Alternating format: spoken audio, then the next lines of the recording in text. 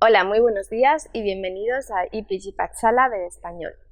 Yo me llamo María Teresa Miramón y soy profesora visitante de la Universidad Jawaharlal Nehru en New Delhi. En esta universidad enseño asignaturas de lengua, literatura e historia de España, como por ejemplo literatura española medieval o literatura española del siglo XX y contemporánea, al igual que historia de España contemporánea y diversas asignaturas de lengua española.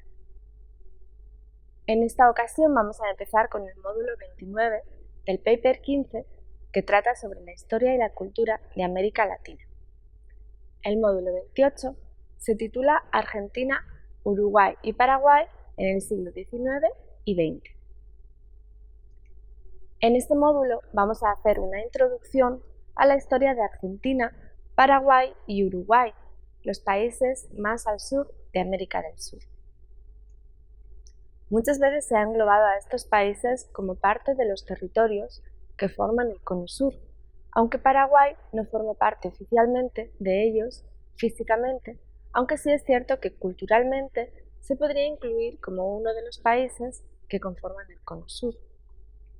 Lo que sí es cierto es que estos países cuentan con una gran historia entrelazada, habiendo formado Uruguay y Argentina el mismo territorio después de la independencia española, como las Provincias Unidas del Río de la Plata, y a través de una larga historia de choques y alianzas. Vamos a comenzar el módulo hablando de Argentina. En 1816 se declaró la independencia de las Provincias Unidas de América del Sur en el Congreso de Tucumán, que pronto pasarían a llamarse las Provincias Unidas del Río de la Plata. Una serie de guerras civiles se dieron por el poder, desde entonces, entre los unitarios y los federales, y algunas luchas internas entre provincias se mantuvieron por largo tiempo, como la de Buenos Aires, que duró más de 60 años. Los federales ganaron en la batalla de Cepeda, comenzando un régimen federalista que se denomina como el período de las autonomías provinciales. Así pues, una serie de caudillos gobernaron las provincias durante la primera mitad del siglo XIX.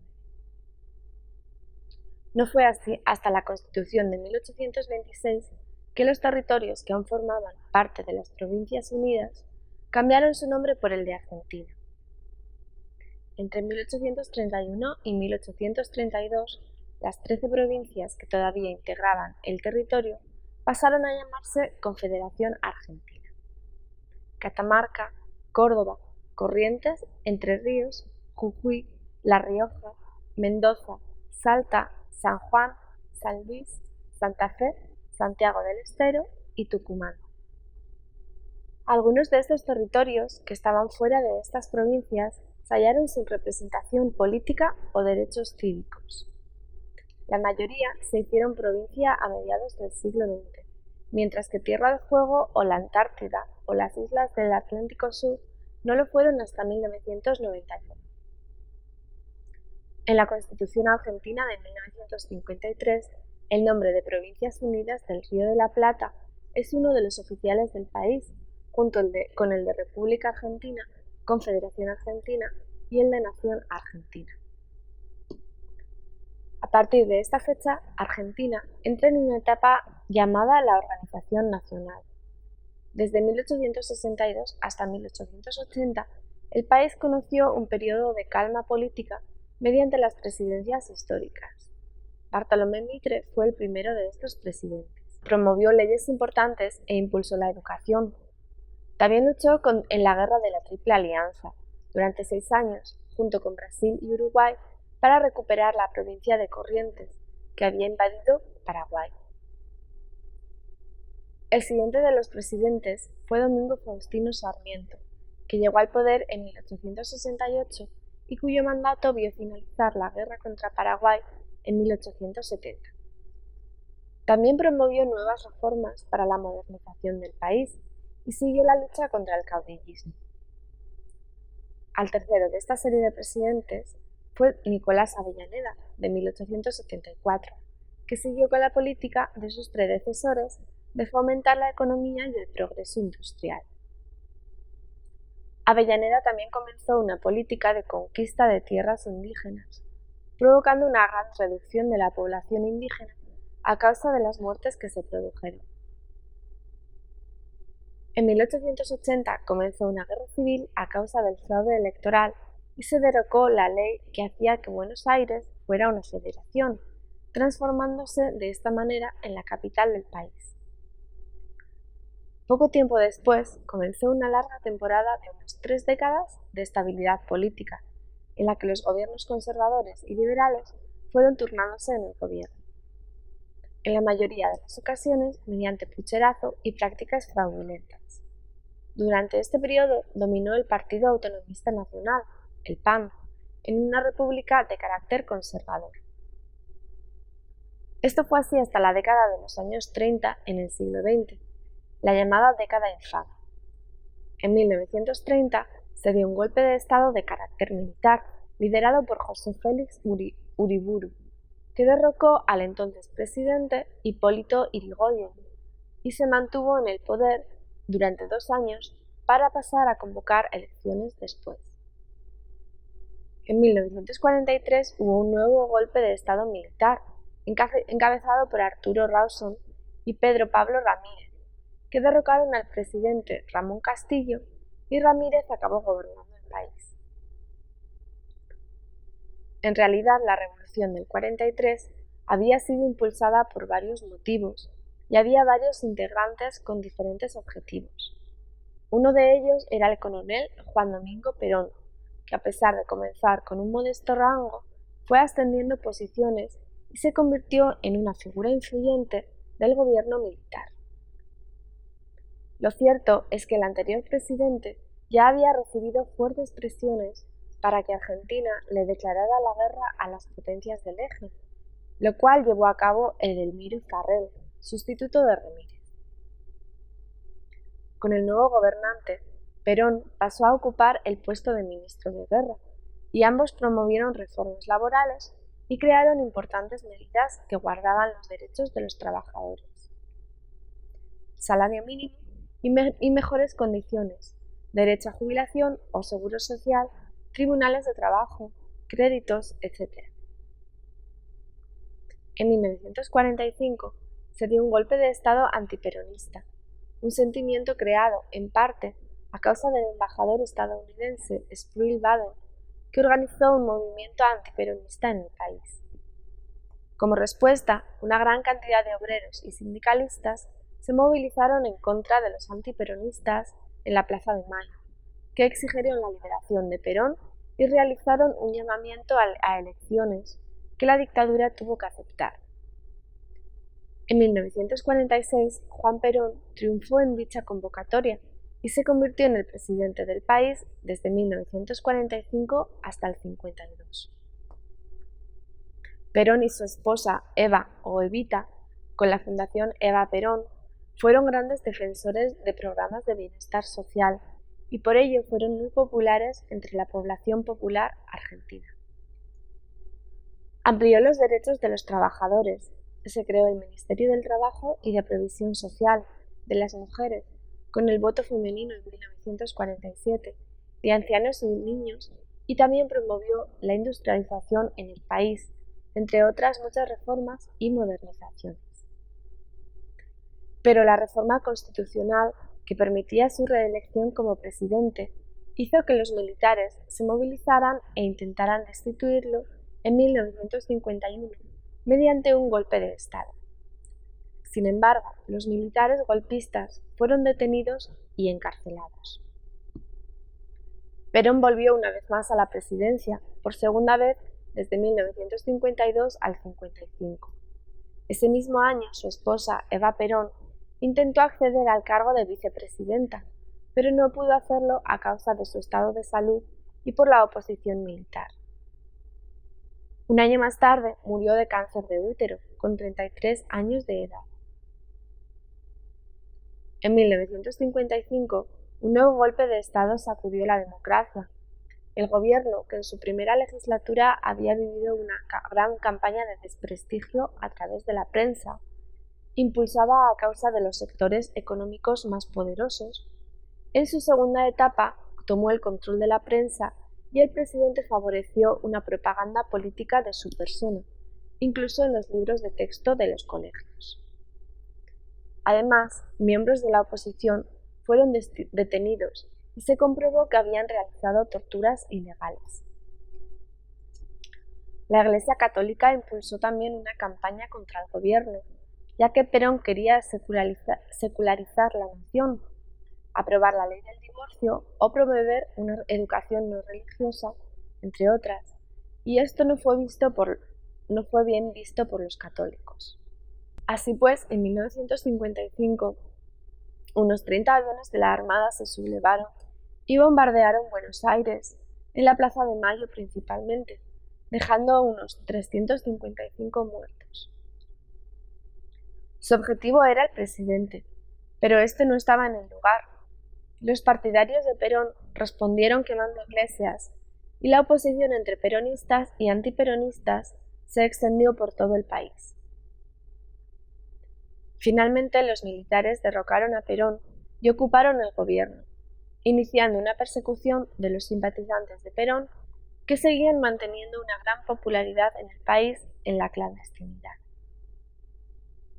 Después de una serie de gobiernos militares y presidencias controladas por los militares, Perón volvió brevemente al poder en 1973, volviendo del exilio ante una aclamadora muchedumbre de personas y ganando las elecciones con una amplia mayoría. Pero este solo duraría un año en su mandato, muriendo un año después.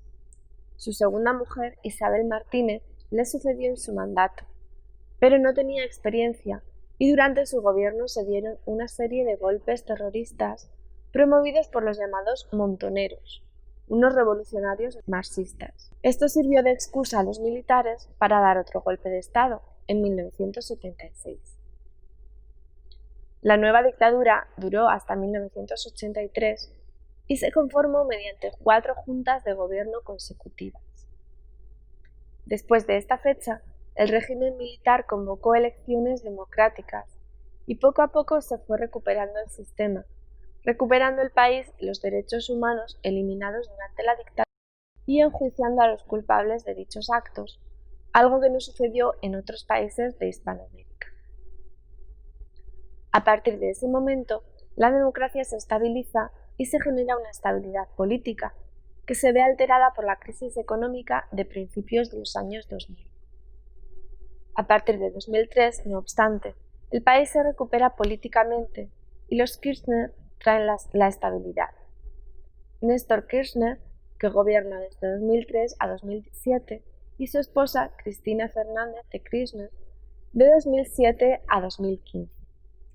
Hoy en día, Mauricio Macri es el presidente de la Argentina desde las elecciones del 2015. Con esto terminamos el apartado o el capítulo sobre Argentina y comenzamos uno sobre Uruguay. En 1830 fue instaurada la nueva Constitución de la República Oriental, que es como se llamó al actual Uruguay. Pero tras los desórdenes que generó la independencia de España, se generó una guerra civil en el país. Esta enfrentaba a los partidarios del presidente, Manuel Oribe, que eran conservadores, y a los del primer presidente del país, Fructuoso Rivera, con los liberales. Los conservadores eran conocidos popularmente como los blancos, y los liberales eran los colorados, ya que de este color eran sus respectivas banderas. La guerra entre ambas tendencias empezó en 1839 y continuó hasta el año 1876, en una época donde, al igual que en otros países de América, el caudillismo estaba en pleno apogeo. En 1965, Argentina, Brasil y Uruguay formaron una alianza e invadieron territorio paraguayo. Este, desgastado a causa de las peleas internas, sucumbió a la invasión y acabó cediendo a Brasil soberanía sobre las Misiones Orientales, que ya había intentado ocupar previamente, más una franja adicional de tierra. A partir de 1876 se dieron una serie de gobiernos militares colorados. Lorenzo Latorre, del 76 al 80, Máximo Santos del 82 al 86 y Máximo Tajes del 86 al 90. Estos presidentes comenzaron a asentar el centralismo y lograron atajar el problema del caudillismo rural. Se fortaleció el ejército y los medios de comunicación y de transporte, promoviendo una modernización muy importante en el país. Se afianzó la paz en el país y se vivió una etapa de relativa tranquilidad, desapareciendo poco a poco los problemas federales y dando paso a un sentimiento nacional centralista. La calma fue rota en los años 1870 al 72 a causa de una guerra civil, llamada la Revolución de las Lanzas. Después de los militares se sucedieron una serie de gobiernos civiles, presidencialistas y autoritarios, caracterizados nuevamente por la lucha entre los blancos y los colorados. A partir de 1897, con el levantamiento de un caudillo rural conservador, el gobierno colorado de Juan L. Cuestas se comprometió con los blancos para hacer un gobierno más conciliador. Pero fue en los primeros años del siglo XX, con la última gran revuelta rural dirigida por Aparicio Saravia en 1904, que los blancos comenzaron a escuchar y respetar la voluntad popular en las elecciones, y comenzó a darse una representación proporcional de los partidos en el poder legislativo. Comenzaron a ponerse en marcha medidas reformistas económicas y sociales, y Uruguay se volvió una de las regiones más progresistas de América del Sur. En los años 30, sin embargo, se dio un golpe de Estado en el país, la dictadura de Terra, dirigida por Gabriel Terra, que instauró un gobierno conservador, autoritario y antiliberal. También generó una nueva constitución en 1934, años en el que fue elegido presidente nuevamente, manteniendo el cargo hasta 1938. Uno de los puntos a destacar de su gobierno fue el hecho de que comenzó una política económica industrializadora de sustitución de importaciones. Este proceso de sustitución de importaciones aportó ciertas garantías de crecimiento económico, pero ya en la década de los 50 comenzó a decaer, como consecuencia de la Guerra de Corea. En 1958, después de 93 años de gobierno colorado, el Partido Blanco ganó las elecciones con una gran mayoría y se mantuvo hasta 1966, impulsando reformas económicas. Sin embargo, su gobierno debió enfrentar una gran agitación popular y problemas sociales. En 1967, los dos bandos, el blanco y el colorado, se pusieron de acuerdo para iniciar un sistema presidencial y lo sometieron a referéndum, entrando en vigor la nueva Constitución ese mismo año. Los colorados volvieron a ganar las elecciones y varios presidentes se sucedieron sin mayores revueltas. Sin embargo, la nueva crisis económica provocó que una organización de guerrilleros entrara en acción, los Tupamaros, que querían derrocar al gobierno. Realizaron secuestros de personalidades políticas, diplomáticos extranjeros, etc., y el gobierno intensificó la restricción de libertades públicas en la lucha contra estas organizaciones, lo que llevó al descontento de la población, que veía cómo la lucha se utilizaba como excusa para restar las libertades constitucionales. Todas estas revueltas llevaron a una presidencia cívico-militar. Bordaberry, el presidente electo, fue destituido en 1976 y en su lugar se estableció un Consejo de la Nación, con Aparicio Méndez a la cabeza y compuesto por 25 civiles y 21 oficiales militares. Se endureció el poder del Estado y se persiguió la oposición al régimen, violando los derechos humanos. Los militares intentaron instaurar una nueva constitución, pero el referéndum fue rechazado, obligando a la dictadura militar a comenzar un proceso hacia la apertura política.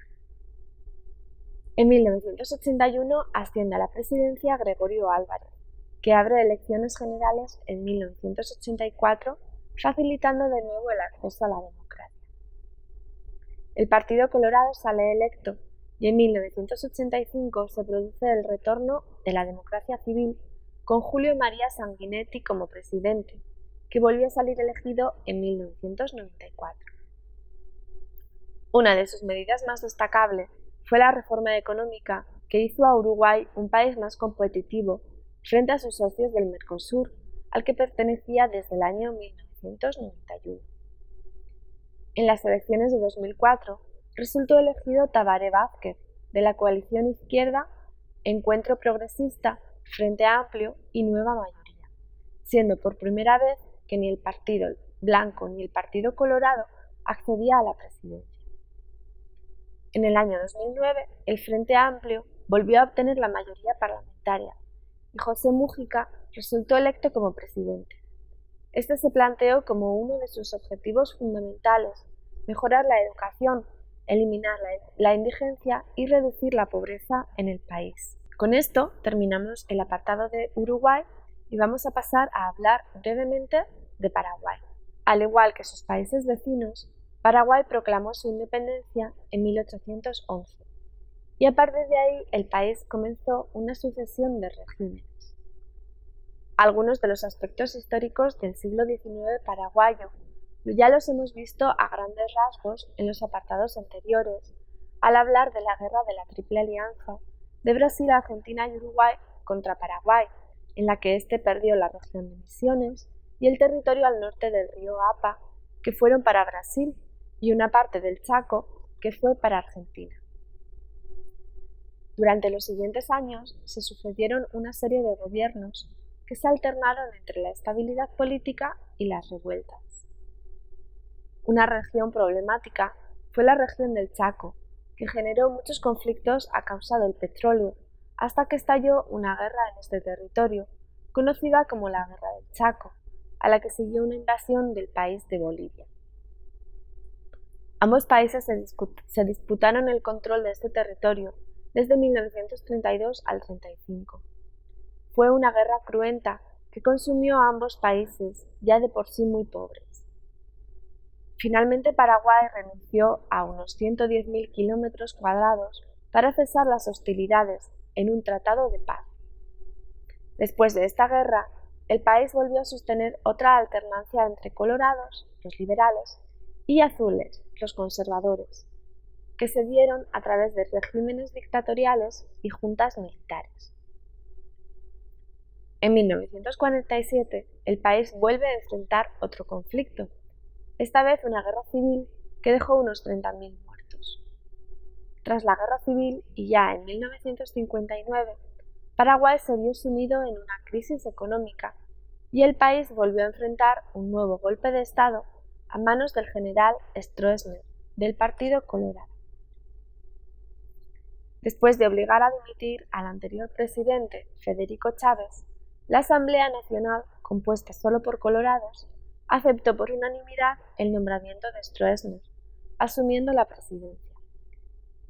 A partir de esta fecha, Stroessner sería elegido varias veces consecutivas más y se mantuvo en el poder hasta 1989, cuando se produjo un nuevo golpe de Estado, esta vez por el general Andrés Rodríguez, que convocaría elecciones legalizando todos los partidos excepto el comunista. Con esto comenzó la transición a la democracia y en mayo de 1989 el presidente provisional Andrés Rodríguez ganó las elecciones con una gran mayoría. Se estableció la Constitución de 1992 y comenzó un sistema de gobierno democrático. Desde entonces se han sucedido una serie de gobiernos presidencialistas hasta la fecha. En 2008 las elecciones fueron ganadas por el anterior obispo, Fernando Lugo, y en 2013 por Horacio Cartés, del Partido Colorado. Y con esto damos por finalizado el apartado de Paraguay y también el módulo sobre los tres países del sur de América del Sur, que son Argentina, Paraguay y Uruguay. Muchas gracias por habernos escuchado.